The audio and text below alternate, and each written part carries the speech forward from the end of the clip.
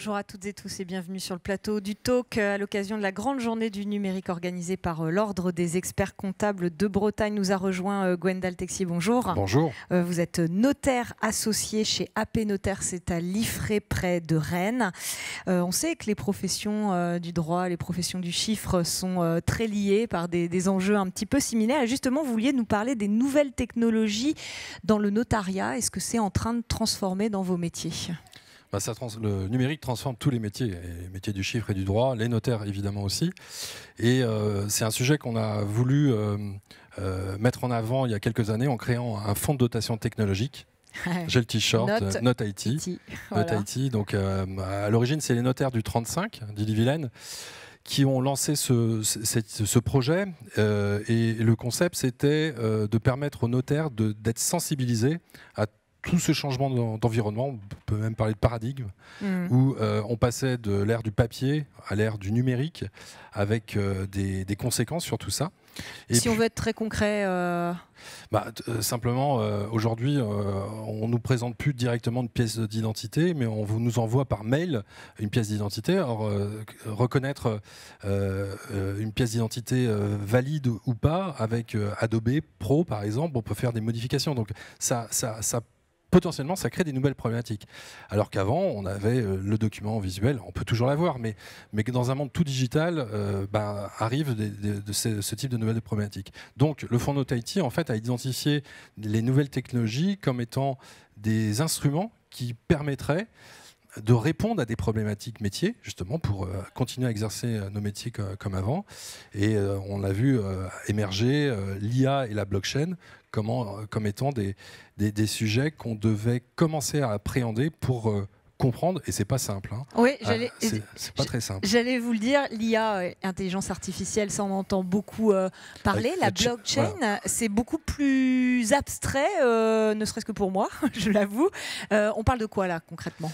Alors il y a 10 ans ou 15 ans, on commençait à entendre parler de la blockchain, et pour dire que la blockchain allait remplacer les notaires et remplacer les experts comptables, parce que c'était un tiers de confiance, et que traditionnellement le tiers de confiance allait disparaître au profit d'une nouvelle technologie.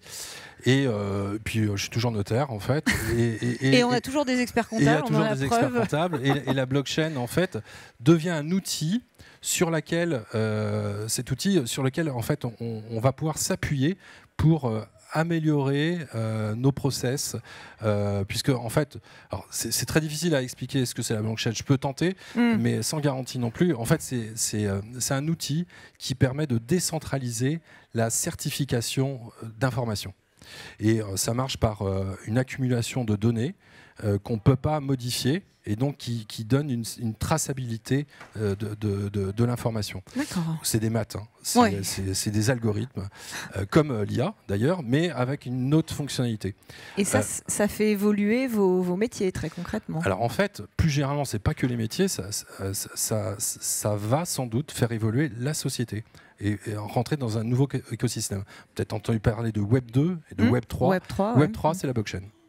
D'accord. Donc Web 3, c'est tout un nouveau écosystème qui va naître sur une nouvelle façon de faire. Web 2, on centralise la donnée. Web 3, on décentralise la donnée. Web 2, c'est les GAFAM. Web 3, c'est la blockchain. D'accord. Donc, je ne sais pas si c'est compréhensible ce que je dis, mais en tout cas, c'est un enjeu sans doute majeur pour les différentes économies. Et donc l'idée, c'est pouvoir intégrer dans nos modes de fonctionnement ces outils pour basculer du monde papier au monde numérique. Et justement, dans ce basculement, il y a des enjeux importants de sécurité et de souveraineté, finalement. Et c'est ça, ce sur quoi vous travaillez aussi ? Complètement. Depuis quelques mois, les notaires de France font l'objet de cyberattaques.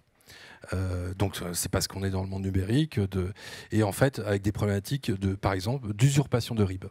Donc des personnes se font hacker leur messagerie et le notaire reçoit un RIB qui n'est pas celui de la personne qui doit recevoir des fonds. Donc ça pose des problématiques, donc ça nécessite qu'on revoie toutes nos organisations de métier, de comment on peut sécuriser tout ça, parce qu'évidemment, c'est un gros problème de pouvoir adresser des fonds à quelqu'un qui n'est pas destinataire. Oui, ça c'est sûr. Donc c'est ce type de problème qu'on est tout bête, a priori, mais qui est vraiment très récurrent et très important. D'accord, donc là, on travaille sur des sujets comme ça. Donc là, par exemple, NotIT a lancé une solution qui est dénommée lecoffre.io, qui a vocation à permettre aux clients de transférer dans un système sécurisé, crypté, des éléments d'information à destination du notaire. Et donc, pour sécuriser tout ça, on utilise l'IA et la blockchain. L'IA pour analyser la documentation qui nous est adressée, pour s'assurer que la pièce d'identité, par exemple, ou le RIB qui nous est envoyé est bien un RIB qui existe et nous donne un taux de satisfaction de qualité. Et la blockchain pour pouvoir sécuriser et ancrer dans le temps la donnée. Donc, on essaye d'adapter, d'utiliser ces nouvelles technologies pour répondre à des problématiques métiers.